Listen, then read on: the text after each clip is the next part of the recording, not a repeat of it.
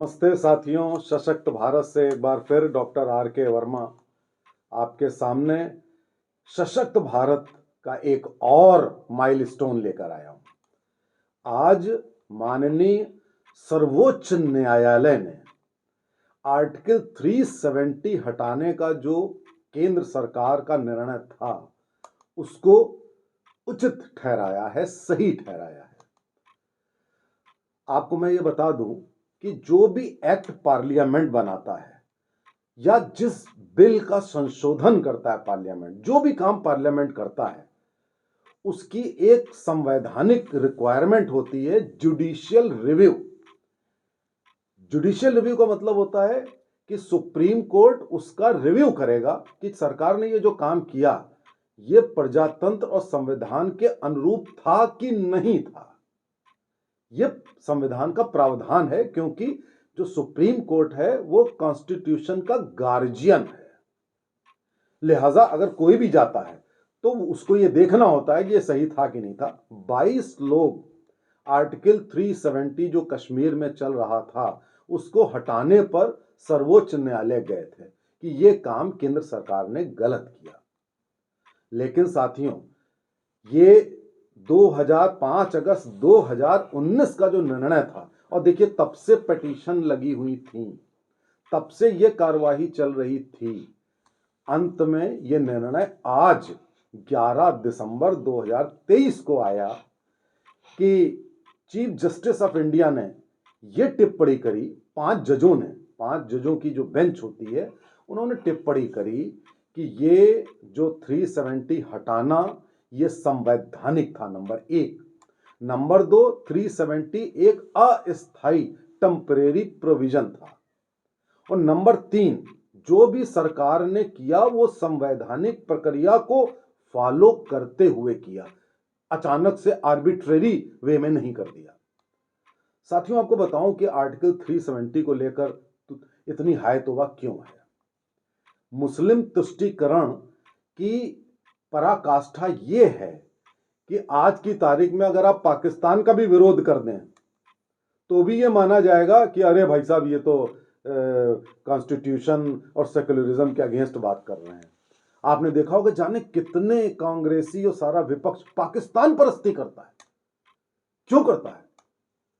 ताकि यहां रहने वाले मुसलमान खुश हो जाएं कि भाई पाकिस्तानी परस्ती कर रहे हैं तो ये हमारे अपने हुए। देखिए जरा बेईमानी का जो आलम है दोनों तरफ से।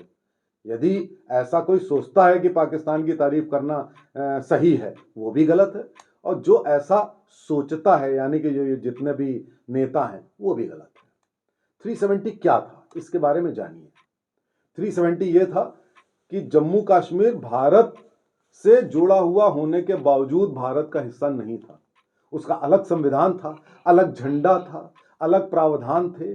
कोई भी जना वहां जाकर जायदाद नहीं खरीद सकता था। वहां की लड़की कहीं और शादी नहीं कर सकती थी। अगर वो कहीं पे शादी और करे तो उसके सारे लीगल और प्रॉपर्टी के राइट्स खत्म हो जाते थे। पाकिस्तान में कर सकती थी।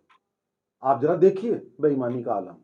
इसके अलावा दर्जनों सैकड़ों ऐसे प्रावधान थे जो जम्मू कश्मीर को एक अलग किए हुए थे, अलग थलग किए हुए थे, और वहां पर देश विरोधी गतिविधि होती थी, पाकिस्तान की गतिविधि होती थी, और आप पैसा देते थे, सारी फंडिंग भारत देता था। आप पैसा भी दें अपने ही खिलाफ माहौल बनाने के लिए। तो ये 70 सालों से बड़ा गलत होता आ रहा था। उसको नरेंद्र मोदी की सरकार ने जो इनका कमिटमेंट था उसको हटाया। हटा करके उसका पूरा एकीकरण, सर्वोच्च न्यायालय ने यह भी कहा कि इस कदम से जम्मू कश्मीर और भारत का एकीकरण हुआ, यूनिफिकेशन। यानी कि भारत की जितनी राजनीतिक पार्टियां हैं वो एकीकरण नहीं चाहती थी।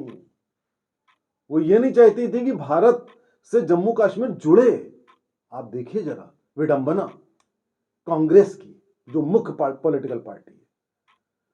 तो अब आप देखिए कि सर्वोच्च न्यायालय में कई बार ऐसा होता था कि कुछ लोग क्रिटिसिज्म करते थे कि वहां भी कुछ वामपंथ चला गया है और ऐसा हो गया वैसा हो गया, लेकिन ना, आज का निर्णय यह बताता है कि सर्वोच्च न्यायालय वास्तव में संविधान का गार्जियन है। उस समय जब 2019 में आर्टिकल 370 हटा था तो बहुत सारे लोगों ने कहा था कि ये संविधान की धज्जियां उड़ा दी, इसी कांग्रेस ने, कपिल सिब्बल जैसे लोगों ने। कपिल सिब्बल तो मुकदमा लड़ रहे थे। कपिल सिब्बल भारत में रहते हुए, कांग्रेस के सदस्य होते हुए, मंत्री पूर्व रह चुके हैं। वो कह रहे थे कि भारत का हिस्सा है ही नहीं, ये पाकिस्तान का है। ऐसी बातें कर रहे, ऐसी दलीलें दे रहे थे। आप देखिए जरा, हिंदुस्तान में रहने वाले जो मंत्री पद संभाल चुके हैं उनका ये माइंडसेट है।